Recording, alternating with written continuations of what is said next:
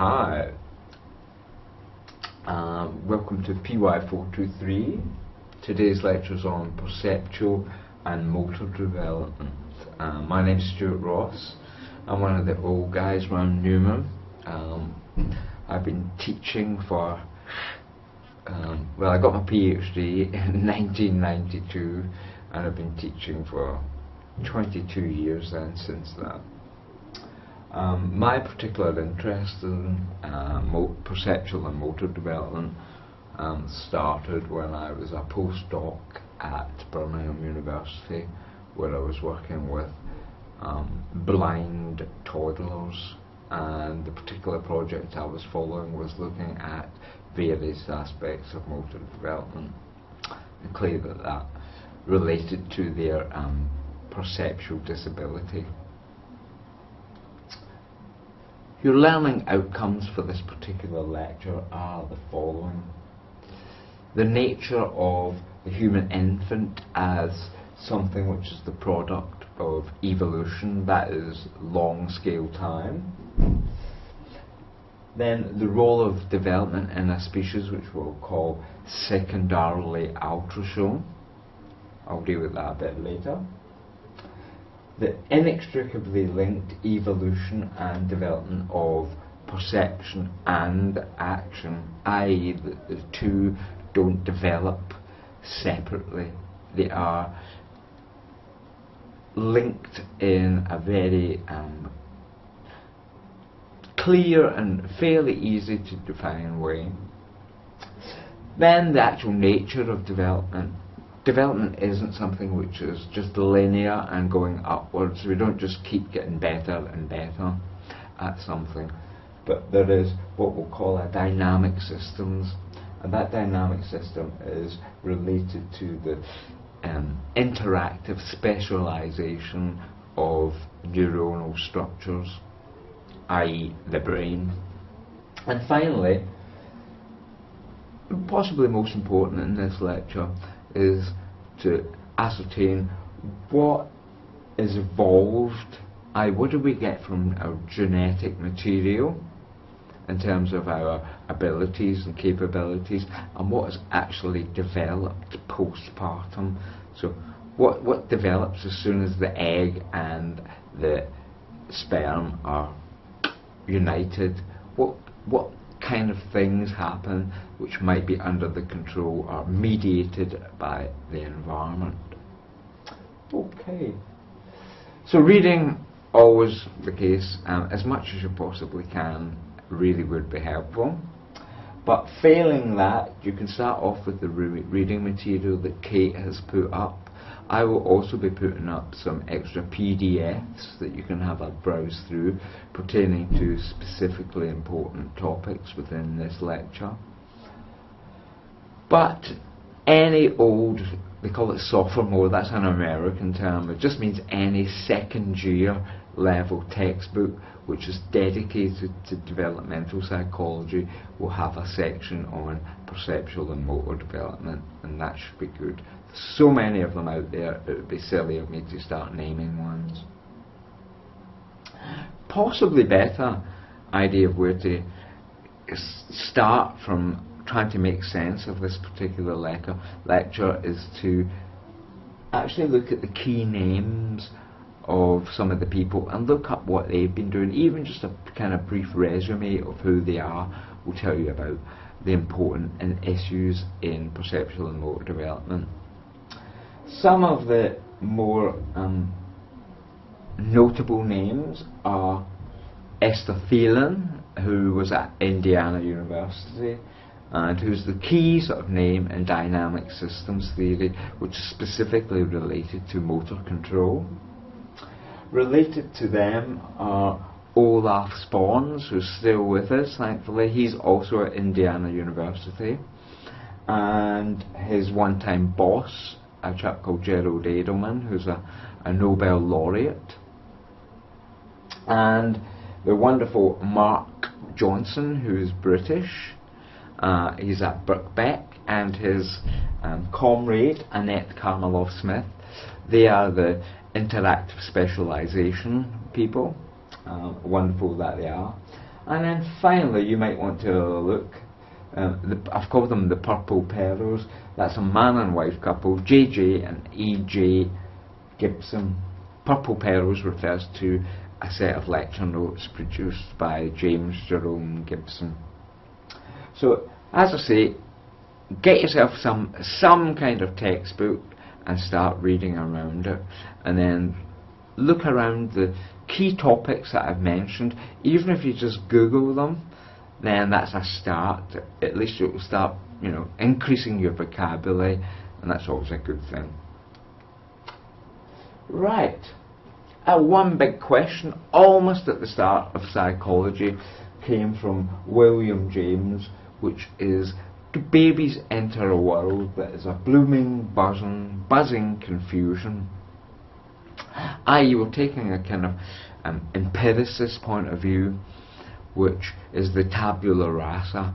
Do we enter the world with basically no skills at all, such that the world is just some place where we come in and we haven't a clue what's going on? Or do we enter the world with something else, some sets of skills which basically align us in a strange kind of way to interacting with the world? So are babies just tabula rasa, blobs of flesh that need to have knowledge and behaviour stamped onto them? Well, my first response, of course, is going to be rubbish. And the reason for that is, quite obviously, babies come in, they're crying, they engage with people, even though it might be only in short bursts. They are clearly social beings, and that's important. Right, so obviously, if they've come into the world with some sets of skills that are their immediate point of postpartum, then the chances are that those are evolved. Some of them might be developed in utero, in the womb, but the chances are that they are evolved skills. So let's look at the evolved newborn. Right, for a start, even in utero, i.e. prenatal babies, babies before they're born, show off some pretty neat tricks as they dwell in that soggy, water-filled environment that is the mother's womb. So, for example, babies are capable, I'm saying babies, fetuses are capable of sucking thumbs. If you can actually see that there, this baby's doing that. Active listening. Active, and I mean such that they develop preferences for particular types of music. If your mother's listening to Queen all day, the chances are your baby develop a preference for Freddie Mercury. Or in fact the mother's voice, if she talks a lot. The baby might develop a preference for Japanese or English or French or whatever. And the chances are they will develop an understanding of light and dark, night and day. And of course, babies start learning to move around the womb, so they learn to use the underdeveloped limbs, hands and feet as paddles, and so they learn to move around in the womb in some kind of basic fashion. So most of these behaviours are evolved. They are produced by the genes, and that in that sense they are the result of our evolution, which goes back 1 billion years. Right. So moving out of the womb now, so now into postnatal behaviour, postpartum as they say. We know that infants are not able to speak. You can't have a conversation with an infant. And in fact the word infant comes from the French, which is enfant, which means unable to speak. But although they're unable to speak, they do come into the world with quite a large set of infantile reflexes, which are adaptations to the world of the newborn, which are given by evolution, rather than experience of the world. So there are several of these. In fact, it would be a nice thing if you could go and read up on some more of these, but I will give you actually a wee handout pertaining to infantile reflexes. So some of them are the model, which is the startle reflex, stepping reflex, where you've got babies, when you hold them up underneath their arms and you let their feet touch the ground, they'll do a wee kind of running dance. Rooting, which means that you'll turn, the baby's face will turn towards a finger if it rubs against a cheek. Babies suck thumbs, suck anything really. Asymmetric tonic reflex. That's simply the baby's head will turn. If you move it in a particular way, it will turn in the opposite direction. You've got the palmar or grasping reflex. As I say, I'll give you a PDF that you can have a look at, which will go along with this particular lectures guide. One of my favourites, however, which I used to do with lots of kids when I was working with blind babies, is the parachute reflex, which is use the same technique as the stepping reflex, but you don't let the baby's legs touch the ground, and it's simply if you hold them up as if you're going to let them fall, arms and legs will come out as if they're trying to break the fall. So in summary then, both in utero and just at postpartum, babies inside and outside the womb are in many ways adapted, but to a very basic world. So the idea that babies come into the world tabula rasa is, as I mentioned, rubbish.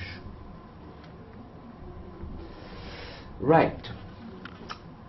Moving on to something a wee bit more technical is the nature of a baby. And by a baby I mean any young of a species.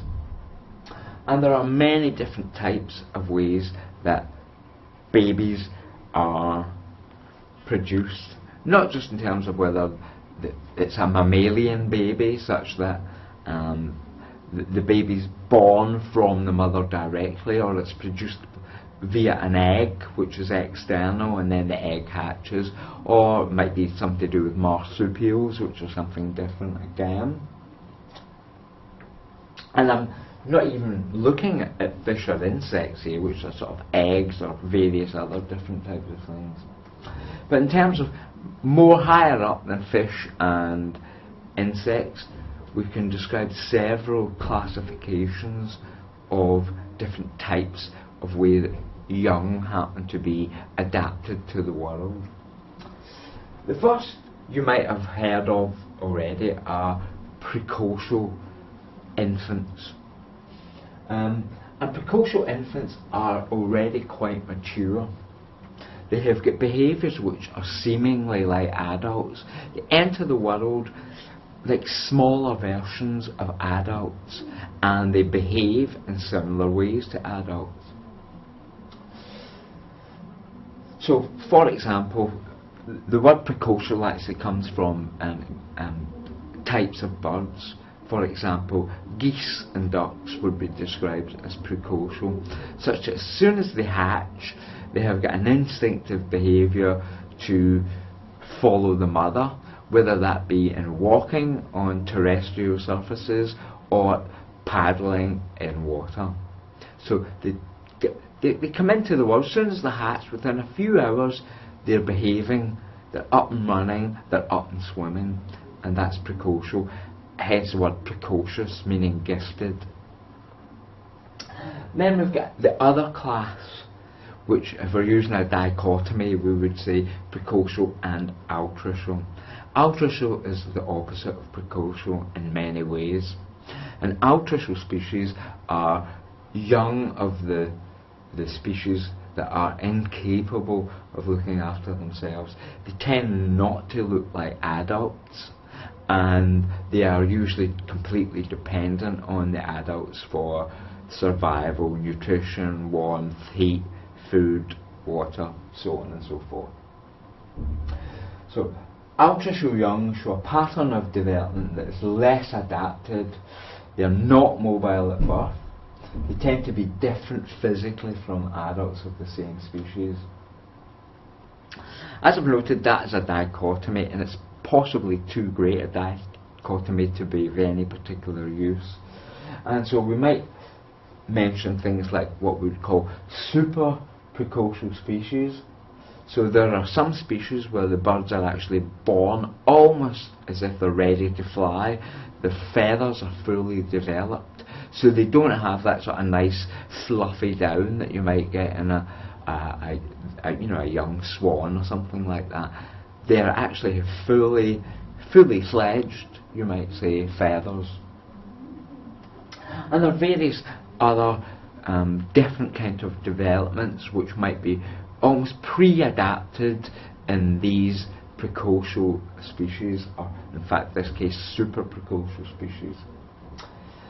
Moving on to human infants then. Human infants are of a class which is known as secondarily altricial. They're not completely unlike adults of the same species.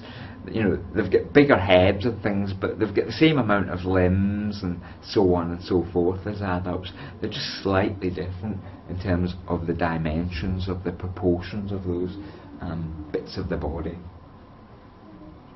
But like precocial, altricial species, secondary altricial species are incapable of locomotion at birth.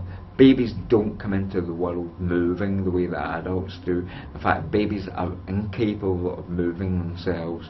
They might be capable of moving their limbs, but moving their body from one place to another is impossible for them at birth. And they have brains which are relatively less well developed. It's not only that their bodies are physically incapable of moving them, they're too heavy.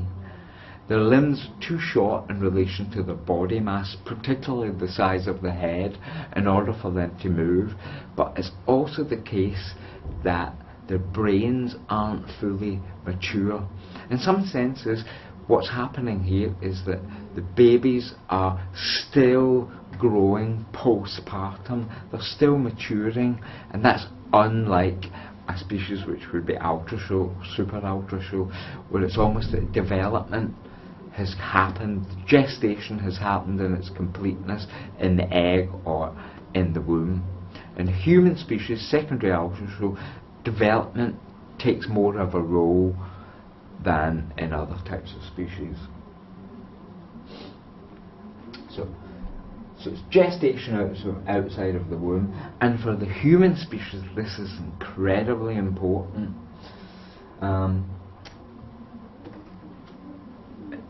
For us being bipedal, able to swim, being really clever, I've mentioned that word, I'll come back to it, encephalization. And the reason the reason why it's important that we aren't pre-adapted to a particular type of environment means that we can actually spread into lots of different environments. So the world is quite a diverse place, and we've got species who live in, we've got humans who live in very hot climates where it's very sandy or very dusty. We have got humans who live in places where they never see any land, they only see snow. People who live on top of the mountains, people who live in deserts which are below sea level, so on and so forth. In fact, there are very few species who have acclimatized to all aspects of the earth in the way that the humans have. And one of the reasons for this is that we are not pre-adapted to a particular type of environment. So in summary then, babies come into the world with some senses and some motor skills, in spite of what some people might say, and also in spite of what the behaviourists might think, is that the development of those particular skills is not simply linear and in a nice neat fashion where babies start off at 0 and in a straight line upwards get to where adults are. Development isn't nice and smooth. It's not something we can actually predict, because it's dependent on many factors. It's dependent on factors within the child's own body, physical capabilities, within the child's own mental capabilities, and importantly, as I've mentioned, it's also dependent on the specific environment in which the child is reared. So motor skills certainly do not develop in a linear fashion at all, the way that behaviourists suggest. Many infantile reflexes seem related to adult behaviour. I've mentioned the stepping reflex and grasping too, but these reflexes, these infantile reflexes that seem pre-adapted, actually disappear. There is a time where they don't appear in babies. It might be a very short time, and what actually happens is that the baby gets rid of these infantile or evolved reflexes and develops skills which seem similar but which are developed skills. And these developed skills are part of the interactive specialization of the brain and the body of the infant being coupled, being enmeshed in a particular type of environment. These particular skills are developed, and they are crucially dependent on a particular type of environment. Right. An unusual heading for a brain, you might say, is that it's plastic. But the word plastic actually means that it is mouldable. It's not fixed. Unlike altricial species, where the brain is pretty much developed, so the gestation has already happened in human infants and in human young people, that brain is still very much in an unformed fashion. We're ready to adapt to particular environments, and as I've mentioned, that is crucial in understanding why humans are so successful. The first thing to note about the human brain, it is the most complex system known to mankind. This is a wee figure from one of my people I've mentioned in your reading list. This is from Gerald Edelman. There are more possible sets of neuronal connections in the human brain than there are atoms in the universe. Each possible neural connection might be different. It might be a different thought, it might be a different feeling, piece of motor behaviour. And crucially, every possible thought, every possible behaviour, every possible emotion that we have is in the brain already. It's not something which we discover out there in the world. The brain actually has it all there already, and what we have to do is find the neural pattern which best suits the environment. So learning is not a matter of adding or making something new, but a matter of finding the best neural pattern that affects the environment and maintains the evolutionary fitness of that particular human being. In essence, the brain is evolving, but it's evolving in real time. Unlike Darwinian fitness, what the brain is doing is the brain is evolving in the lifespan of the organism. So some sets of neurons will survive in the infant because they are sort of adaptable, they're useful for that infant. So for example, the crying response, that's there very early, and that will be maintained because it's got utility for that baby. So the baby who cries because it's crapped its nappy, or it's wet itself, or it's hungry, the crying response gets attention from adults. that's going to be maintained because the brain pattern which produces crying is useful. Other neural patterns that give rise to feelings, thoughts or responses or whatever might not be maintained at all. They might be produced once and nothing happens, so they're never produced again. And there might be another neural pattern which takes its place. So it's fired, nothing, no reward system has been evoked by the firing of that particular neural pattern. So another set of neurons will fire and they will be tested against the environment to see if something positive happens. So survival of the fittest neurons happens in the lifespan of the organism, not the species itself to which the organism belongs. Let me give you an example then. I've mentioned crying, that being a pre-adapted kind of set of neurons that fire produce crying, and these seem to have utility.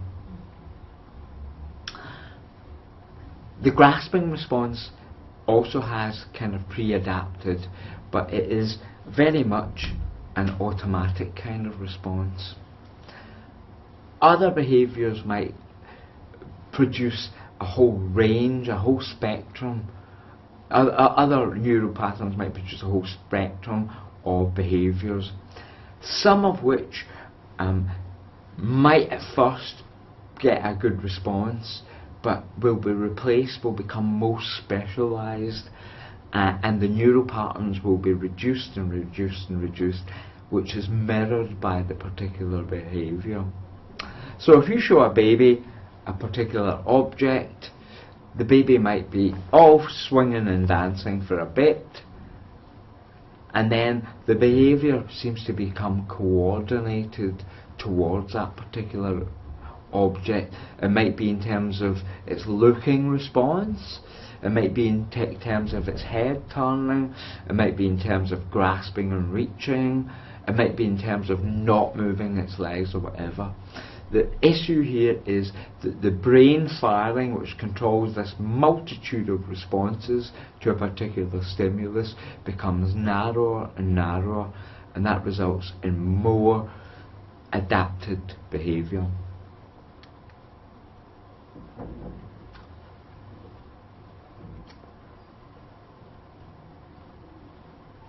Right, so the plasticity of the brain of the newborn human infant. So the neonate, as I mentioned, comes into the world secondarily also, such that gestation is still happening. It's not complete. Babies are designed to develop outside of the womb. So they're not merely growing, they're not merely just getting bigger, but their whole bodies are developing in specific type of ways, their brains are developing in specific type of ways, and those developments are very much related to the particular environment that the baby is born into. The human neonate is exposed to a very limited environment in utero. And as I've noted, the development happens in terms of this notion here, which you can look up, which is encephalization, which basically means is that the fetus develops head first. The head is the most important part of the baby. It's where all the neural matter is. It's where all the rest of the bits of the body get coordinated. The neural matter here I also mean the spinal column too. But the brain itself has not really started to adapt to a particular environment yet. And this lack of adaptation, lack of fitting to a particular environment, means that a settled set of neural patterns have yet to develop. The human body is not designed for any particular environment. It's designed to be adaptable. That's the bottom line of it. It's not, it's not designed for living in Africa or designed for living in Alaska or Greenland or wherever, is designed to be adapted to any particular type of environment. That might be living on a river, so that the baby spends half its time in water, becomes very good swimmers, or it might be living in a forest where there's very little open spaces, so on and so forth. But the baby develops, the baby's brain, motor control, perception, all develop according to the particular environment in which they're reared. Thus, the baby who wants something, usually something like being fed or being picked up, changed and the like, has a very limited set of behaviours initially. Those initial behavioural reflexes. But within days and weeks, those behaviours start becoming more and more adapted, such that they become more rewarding. The behaviours of the baby produce more and more specific types of rewards, such that they attract more attention to the baby, which is in essence what the baby needs, because it is secondarily autosocial. It's dependent on other people. So that's another thing to note. The earliest developments are likely to be those ones which attract other people to helping them. So at this point in the baby's brain is said to be plastic and very adaptable to the environment. But within days and weeks, that plasticity becomes less and less. The baby's brain starts becoming moulded. The neural pathways that produce certain types of responses start to settle down. And this settling down, becoming less plastic, is known as interactive specialisation. The settling down processes are dependent on the particular environment. How do we know that this happens? Well, here we go. Babies with little hairnets which are wired up to various types of computers. And these particular babies have been tested, most notably in Britain at Birkbeck by Mark Johnson and Annette Karmeloff-Smith, have been wired up and have been shown that over a longitudinal period of time, what happens is that the baby's brain, when shown some stimulus, the whole brain fires. So initially, when the baby's a few days old and you introduce it to a rattle or something which might catch its attention, all parts of the brain start firing, and you can see this, that all of these little detectors here on the brain will start producing little signals that in essence they'll heat up. The baby's brain will heat up, and this can be detected. And that whole part of the brain firing according to stimulus can give rise to lots and lots of different thoughts, behaviours, emotions.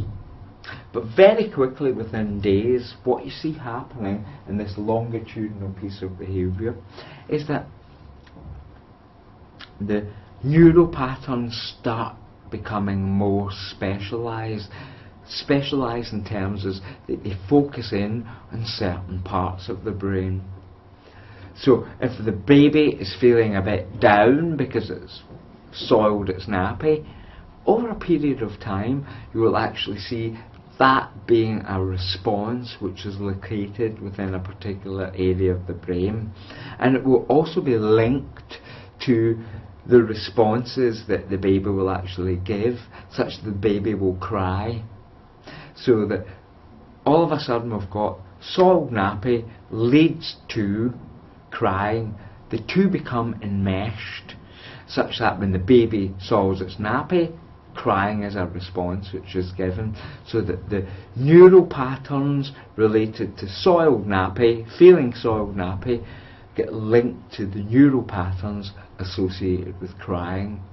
And the reason for that is that they produce a response And in this case, the response is from something external to the baby, usually the mother or the dad, who'll come and change the baby, which will alleviate that nasty emotional response, which is soiled nappy, which will in turn stop crying. So we've got a system here which is developing. It's evolving in real time within the brain, but in essence that's what we mean by development. So if you show a baby a rattle, initially what happens, the behavioural response is it goes arms and legs, head, eyelids, everything all go aflutter, and that is mirrored by this brain, by all these connections going off in the brain. But very quickly, within weeks, months, the baby's repertoire of behaviours become narrower and narrower, such that eventually what you'll get is the rattle will lead to that kind of response.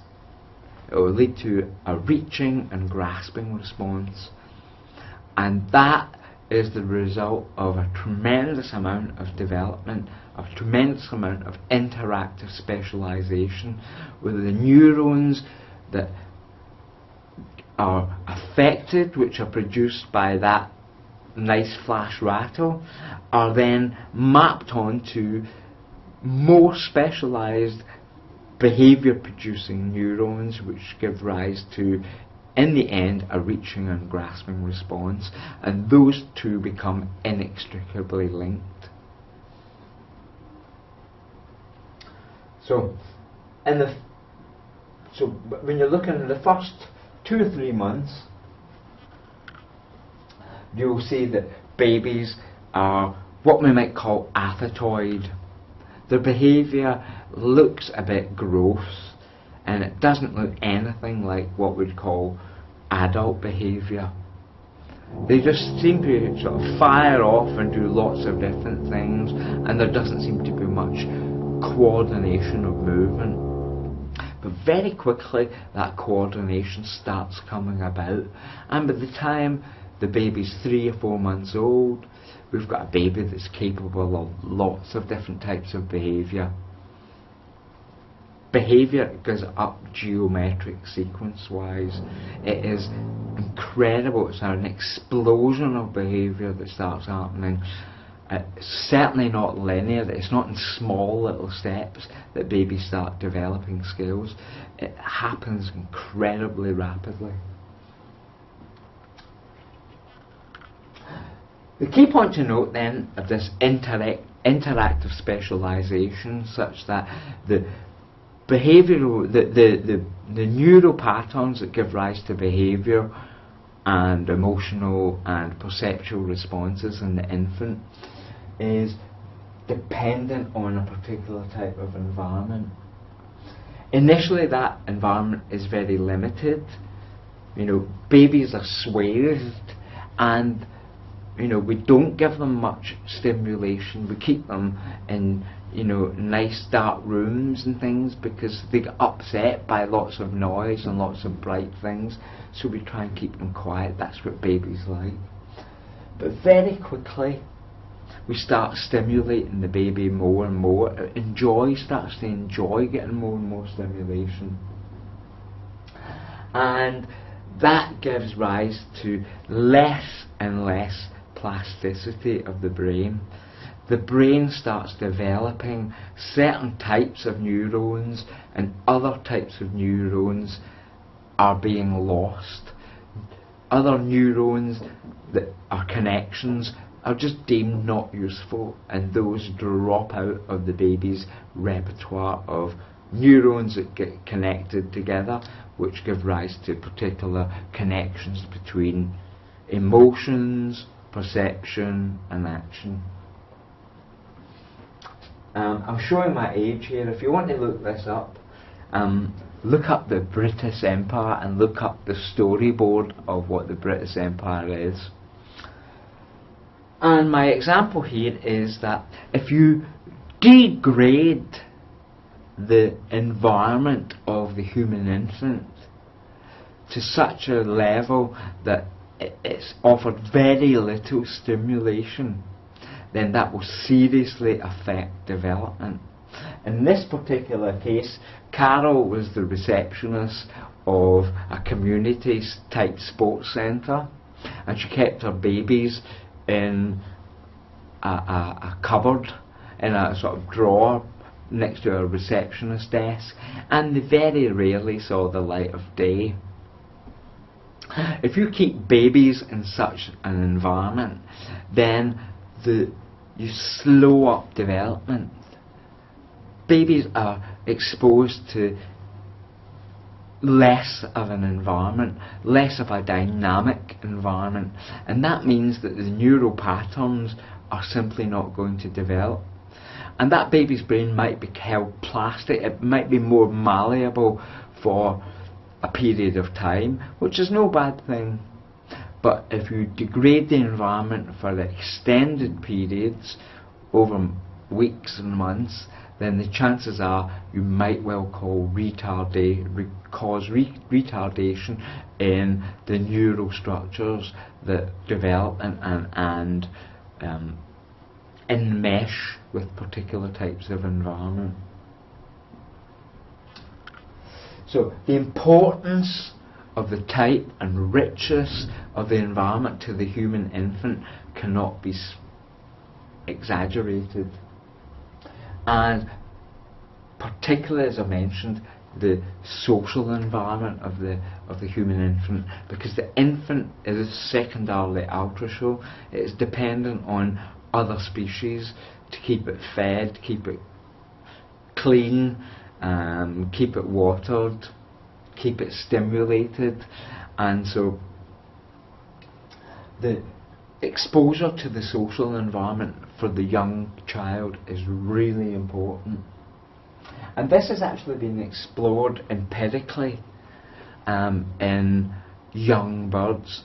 Clearly, short of doing an experiment where we do the British Empire baby test with young human infants to show that if we reared kids in such a restricted environment that the development would be delayed, then which is unethical. So that there's an issue there. But what we have done, which might well be unethical too, is that we've done this with birds, such that we've reared birds in boxes, soundproof boxes, and where they are never exposed to other birds of the same species. In fact, they're never exposed to any other sounds. And those particular birds that are reared in this isolation produce singing. If there's, for example, song thrushes are some of the ones that have been used, they will produce a type of singing that is very, very basic. But that singing is so basic that other social birds wouldn't understand it. It's almost as if the singing is not yet a language. So it's like the young bird produces a kind of crying response, but that crying response isn't interpretable by other birds of the same species. But that's an unusual kind of development. It's not a development that would happen, and birds that would develop in isolation, free from other birds, i.e. without help from parent birds, those are the birds that would die. But birds that are getting help from other birds, they're going to hear a whole range of different sounds, going to see a whole range of different things, and very quickly their social responses are going to match the stimulus around them, and that includes even copying, imitating types of behaviour, and that's important. And that is happens. It's one of the first types of behaviours that's seen in human infants, where one of the first responses you'll see, which happens within days, is if you stick your tongue out at a human baby, it will stick out its tongue back at you. If that baby never ever sees another human sticking out the tongue at it, it's unlikely that it will develop that silly sort of behaviour. And so the ability to communicate in human infants starts almost immediately with that very basic social response, set of responses: crying, smiling, cooing, gurgling, sticking your tongue out. Those are genetically, some of them are genetically produced, but they will be maintained if they've got utility, and they will develop further in that first few months where the baby is all about getting social responses from those that are about to feed it, change it, so on and so forth.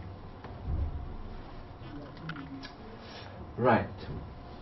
In humans, the brain is much bigger and much more affected by the environment than any song thrush or any other type of bird. And in humans, this interactive specialisation of that plastic brain buys the human baby something very, very special in nature. Unlike those precocial species that are physically and psychologically pre-adapted for certain types of environment, humans are able to adapt in real ontological time, not anything given by evolution, such that the baby born to Chinese parents could easily be raised by Inuit people in Greenland or Alaska, or in fact Inuit babies born in Greenland but immediately given to parents in the hottest part of Africa. Those babies will adapt to the particular environment in which they are reared. And that includes things like, cultural meanings of different cultural responses, ending up with language itself. So a baby that's born Chinese that is reared in Inuit places up in the far north of the world will develop Inuit languages, or an Inuit baby born in Greenland but given to African parents might well develop Swahili or whatever particular language they are exposed to. And humans are the most successful species because of this plasticity of the neonate, of the ultra complex human neonate brain that is capable of ontological adaptation postpartum. Right, in what follows, I now separate perception and action to give a taxonomy of both sets of developmental milestones, but you must never ever separate them in terms of thinking about what actually develops. For example, as I've mentioned, the perception of the baby will give rise to certain types of behaviour. The perceptual skills of the baby are inextricably linked to certain types of behaviours, and those are mapped in terms of neurological structures, neuronal maps, and so it would be silly to try and decouple them in terms of the behaviours and the perceptions that give rise to them. So, for example, it's well known that very young infants have got poor distal vision, so basically they don't see anything beyond 18 inches above them, above their nose, as it were. And that means that they don't look for anything beyond that. They're not going to reach for anything beyond that because it has no meaning to them. The meaning of the world at that point comes from the eyes or the ears or whatever, and that's fairly localized. And so Stimulation, which is distal, won't give rise to any type of behaviour. But if you stimulate the baby at 18 inches, so it's perceptual, then it will give rise to behaviour.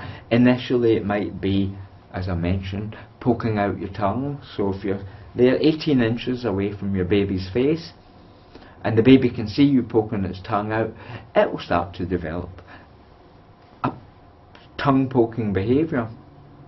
And so the perception and action are inextricably linked at that point. And the key thing here, they are mutually developing systems that are determined by the neuronal structures in the brain, the type of body that the human infant has, and the particular environment in which the baby is growing up. So these are milestones, but be warned that they are very, very loose. And the key point to note here, that the exception or departure from the norm is the norm. So it's not something to worry about if your baby wasn't walking till it was 14.5 months old. That could be for a number of reasons. Some of it might be simply to do with the type of environment that you rear the baby in. It might be to do with the physical shape of the baby. The baby might have a head which is just slightly larger than other babies. That's all within normal variation. You might have a particularly fat baby, and that's okay too. Right, so perceptual development, taste and smell. Believe it or not, babies can smell and to a degree taste in utero, i.e. in the womb. This can be useful to parents. Babies start recognising the smell of their mother and find comfort in her particular odour. So if your baby then, postpartum, if your baby is crying and in distress, you might get your old t-shirt out and give it to the baby as some kind of comfort blanket, because it will find comfort in the smell of the mother. Also, research indicates that a mother's diet whilst carrying this particular fetus can influence the baby's palate. So a mum who develops a taste for a strong kind of a flavour, sucking aniseed balls or something like that, will pass on that liking to the baby as well. So be careful what you eat, ladies. You might have babies who have a real preference for garlic or something else. That is a developmental kind of preference, but it's known that there are evolved preferences for babies in terms of taste and smell, and it's known that human neonates are born with a preference for sweetness, while most other types of tastes, preference for taste, are neutral or created postpartum. But in saying that, even some bitter tastes can start to be preferred by babies. So if your mother happens to like gin and tonic, well, that baby might have an inkling for things which are quite bitter. And particularly noted is that, of course, babies who are breastfed are much more likely to develop certain preferences for flavours which the mother is ingesting, because slight though it might be, it will actually flavour the milk. So if you're eating strong flavours as a nursing mother, it will have a mild effect on the preferences that your baby develops in later childhood. However, the neonate plastic brain predicts that the strongest link between food preferences are established pretty early. So exposure to a wide variety of smells and tastes in this period when you're weaning your baby into solids is crucial, because it doesn't really come in, it only comes in with a preference for sweet things. So if you want to introduce your baby to your babies into vegetables and other things which are good for it, then you do that as early as possible within the first 6 months, in that time when you're weaning the baby onto solids. So a variety of variety of different foods early on is crucial. Otherwise you might actually affect the baby's preference into later childhood and adulthood.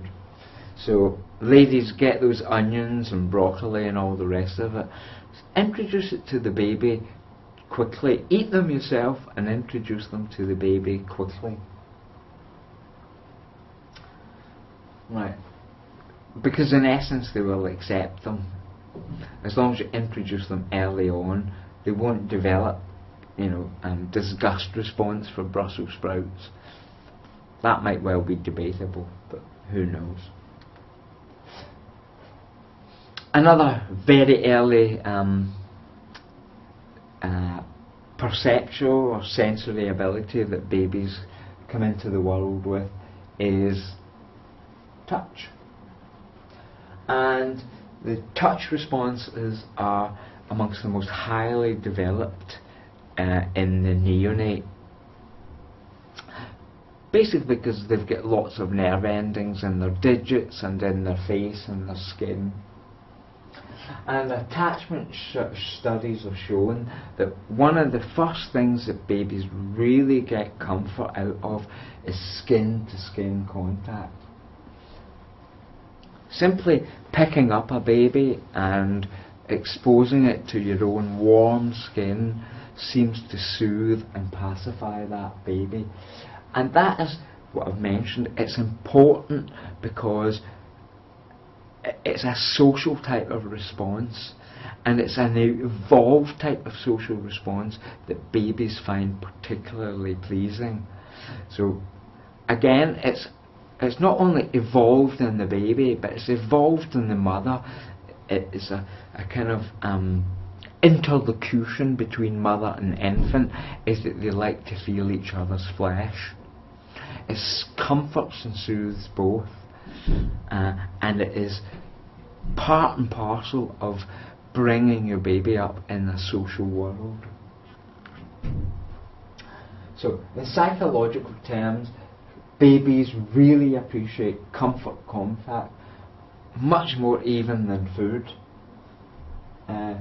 And crucially, and this is the important bit, if you're breastfeeding, it's the ultimate in comfort, because it provides food that the baby likes, and it also provides social contact. Skin contact, visual contact, vocal contact, auditory contact. It's ideal for bringing the baby up to become sociable.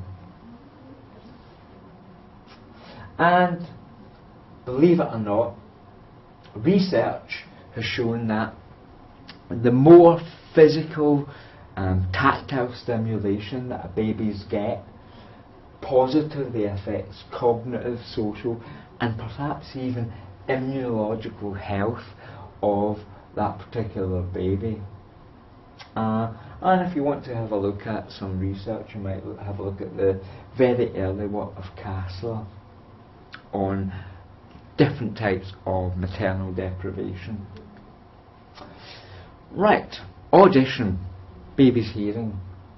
Babies can and do develop preferences for different types of sounds in utero. I've already mentioned that. And the people to look up here are Hepper and Shahidullah. Excuse me, frog in the throat. But hearing skills in babies are nowhere near as acute or developed as adults, and they are certainly not as well developed and linked with other senses and other behaviours. So in essence then, babies need to start attuning their ears to different types of sounds. And remember, it's like vision. Your auditory devices are there for local stimulation. They're not there to pick up sounds far away. They're there to pick up local stimulation. So speaking to your baby at close range, so on and so forth. That's the initial part of development.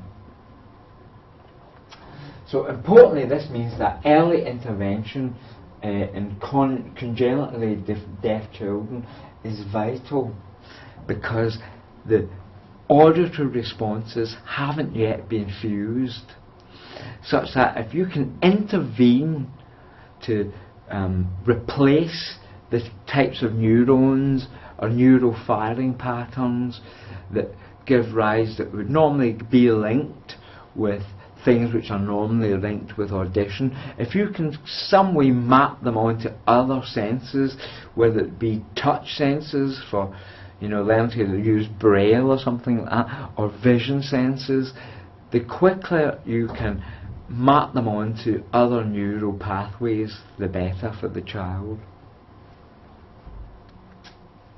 Vision, as I've noted, this was kind of my specialist area because I worked for several years with blind babies and neonates, in fact. And this was at the old Birmingham Midland Eye Hospital, where I had a wee office.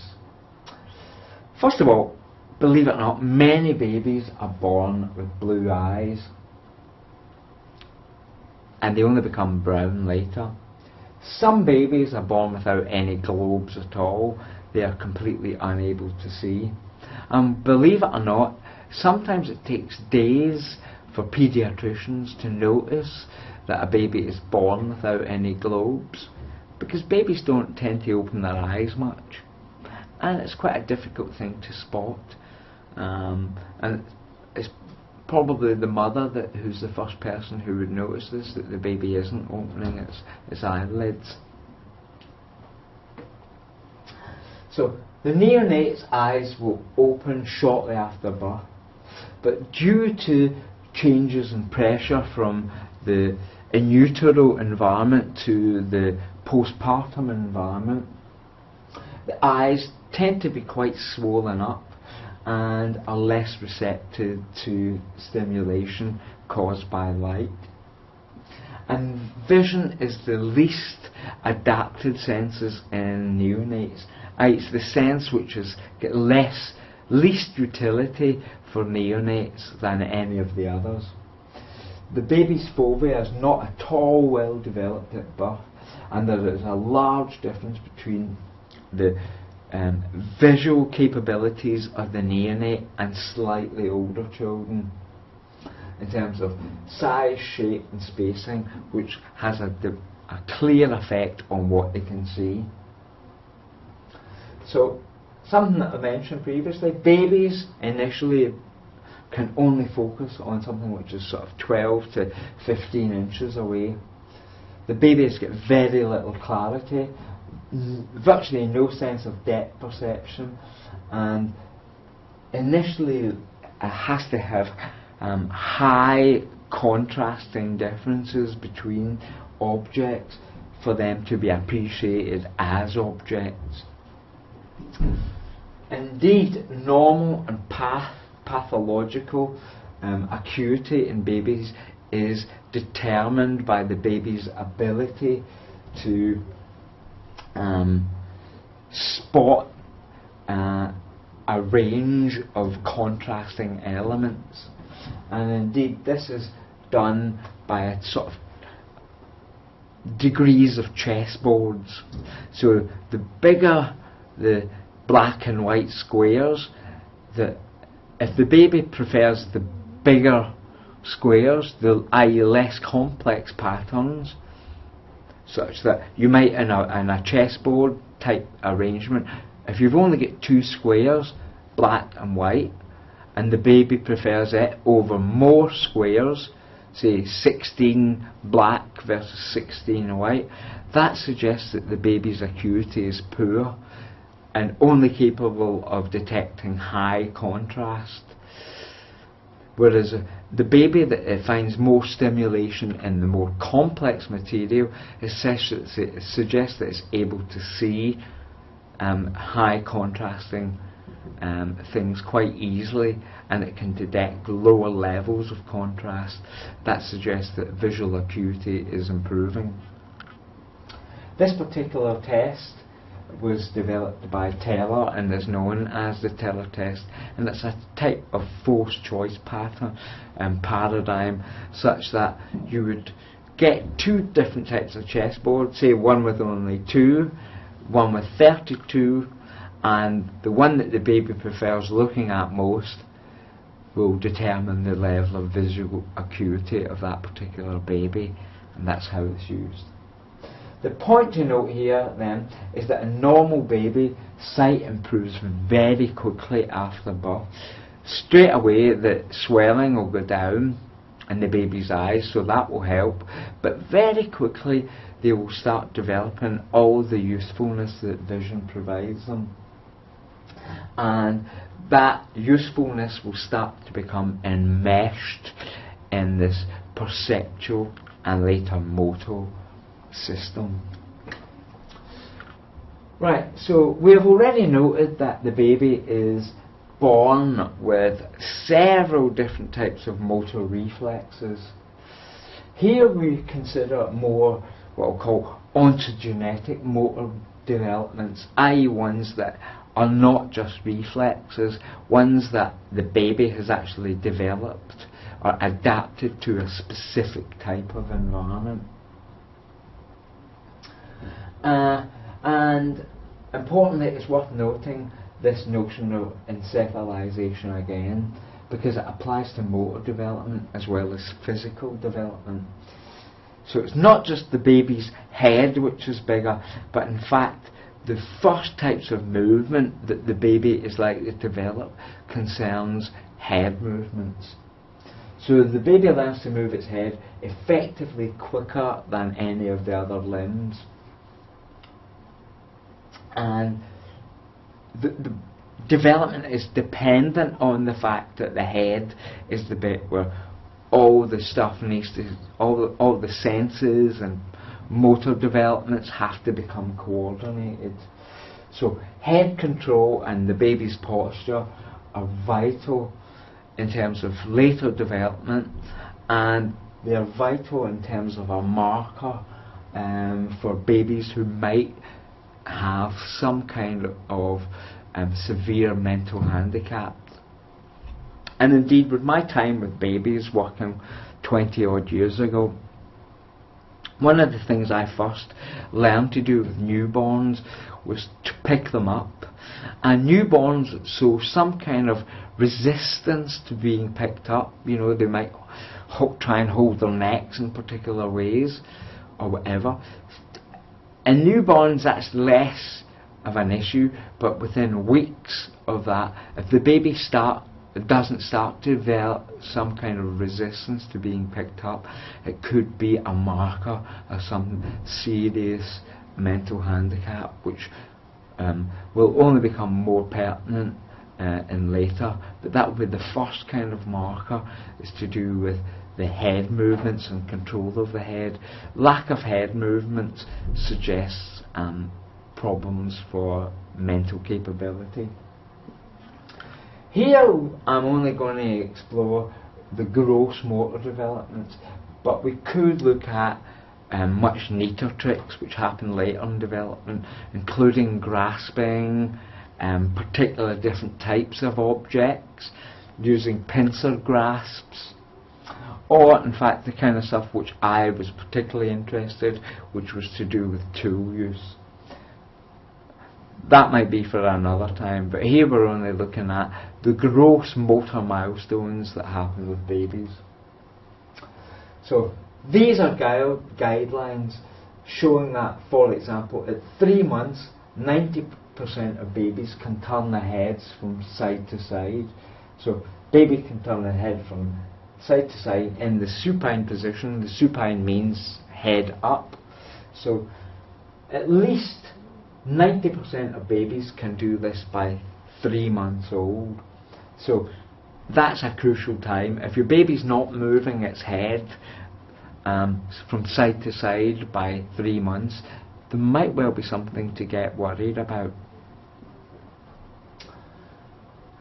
A later, slightly later development then is that baby sort of can lift its head slightly forward when it's in this supine position. This is almost as if it's attempting to sit up, but it's only its head that's moving. And that might be a couple of weeks later than moving your head from side to side to side, such that at 3.5 months, 90% of babies should be doing that. And later on, a couple of months later, then the arms are then used to try and support the head movement itself, to bring the head up, and that's the start of developing a sitting response.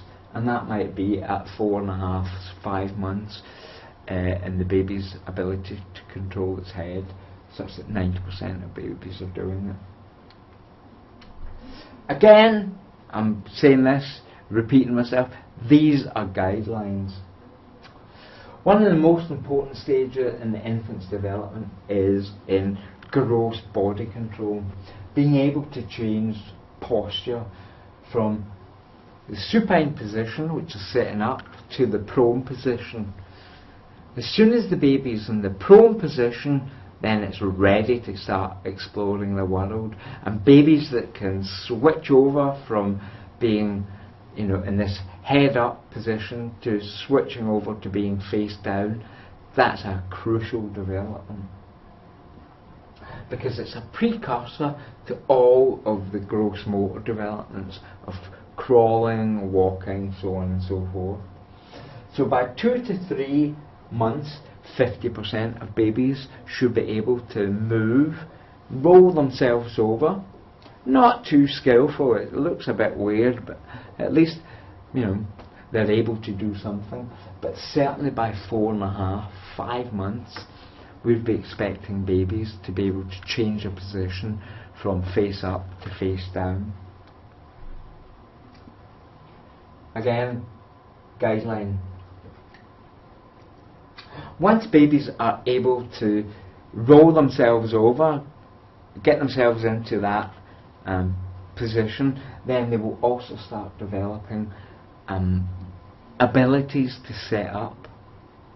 It's all these behaviours are kind of they're all interlinked, but being able to roll over, use your arms to get yourself, move your head up to a more sitting-like position, will eventually give rise to sitting itself. And babies should start to be able to sit up, i.e. not propped up by pillows and the like, by sort of 6 to 8 months. By 8 months, if your baby isn't able to sit up without being propped up, then there might well be something to worry about. Right. Now, here we go. The crucial bit that most parents recognise is when the baby becomes part of the terrible world of being independent. And the first part of being independent is locomotion. The first signs of locomotion might well be bum shuffling, or it might be crawling itself. And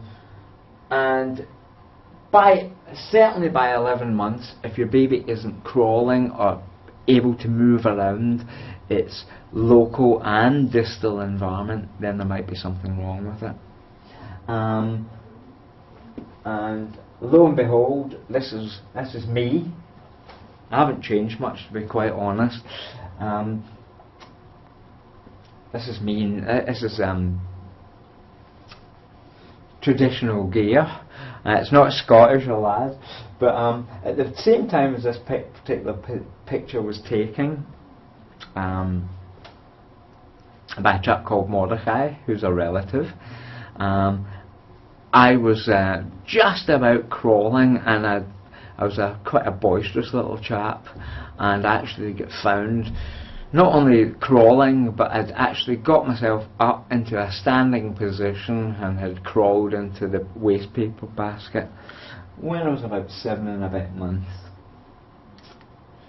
Right, so the baby then, from crawling, is starting to see what other people do.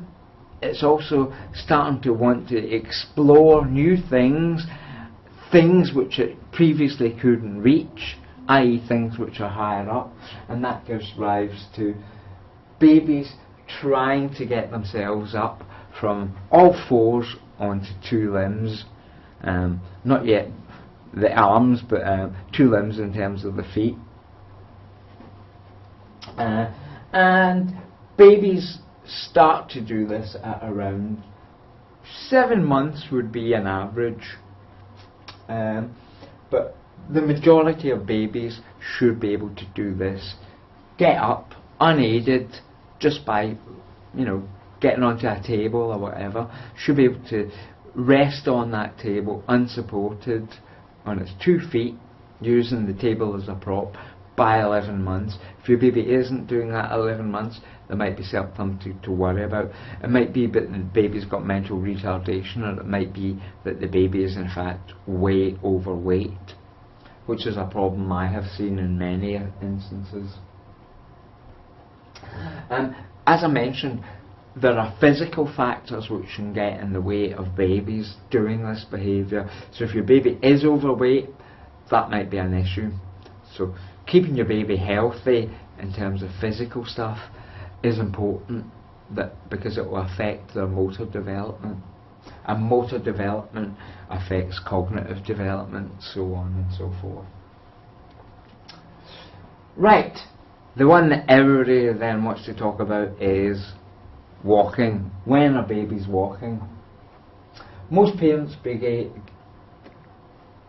see this as the real big milestone, because it means that your baby has moved from being a baby into being a young child. I've examined this tons and tons of times in both sighted and non-sighted children, and I've seen the diversity that this can produce. So babies very young sometimes can get up and get themselves walking pretty quick. Some babies I've seen have not been walking at 4. The earliest I've seen is a baby called Stanley, who was, wait for it, he was in a nursery whereas I was working in Nottingham, and Stanley was up and walking to the shock of the entire department. In fact, his parents didn't believe it when we told him Stanley was walking. Was when he was 7 weeks and 1 month old. Stanley was a particularly skinny baby. But as I said, other babies, whether it be because of retardation or because of being just simply too heavy to get up and walk, it can be much later.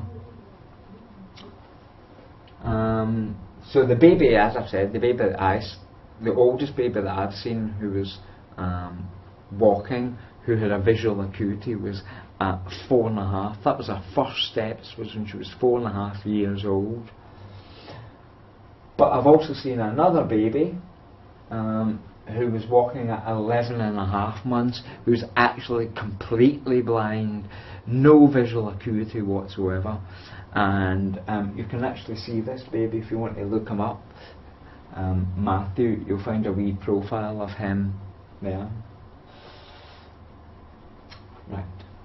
So we would expect most babies a majority of babies will be walking by about sort of 13 months.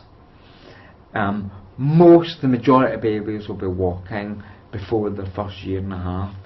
If it's after 1.5 years, then there is probably some reason which you might need to change either the baby's diet or look into whether the baby's got some kind of retardation.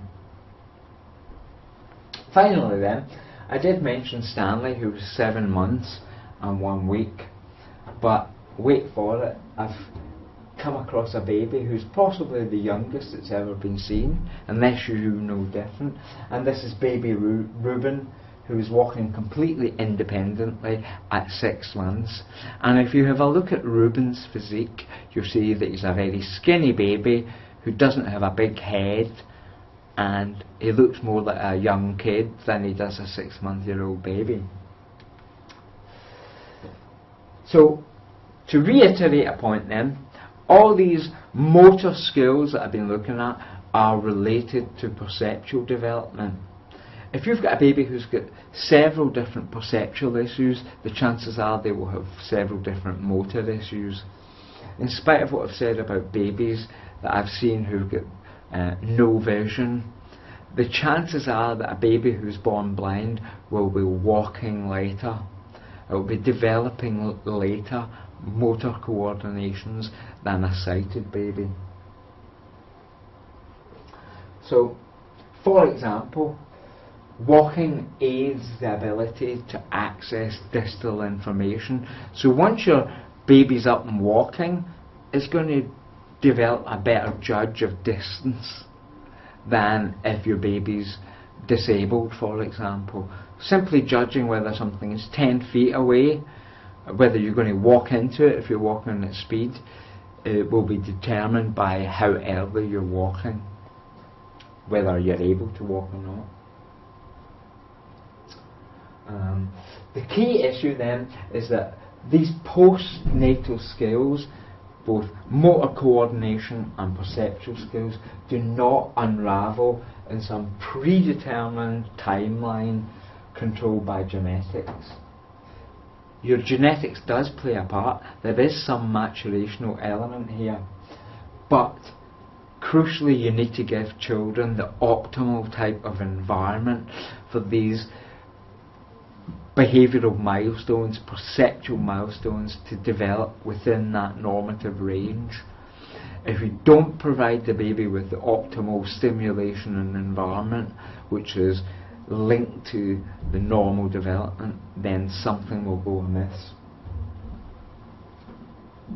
And the crucial point here, in terms of the range of responses, of these range of milestones that have been suggested, there are only guidelines, and the reason for that is because what I've called a dynamic system.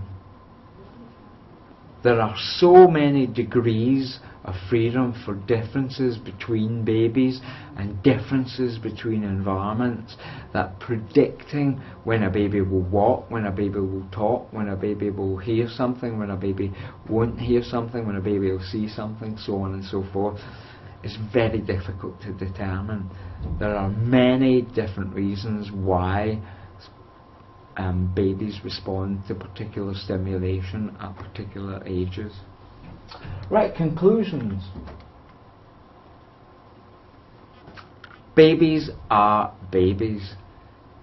Treat them well, give them the right kind of diet, give them the right type of nutrition, give them crucially the right type of social environment, and the chances are your baby will develop both senses and motor coordinations that are within the normative range that we have suggested. And thanks for coming to the lecture. Bye bye.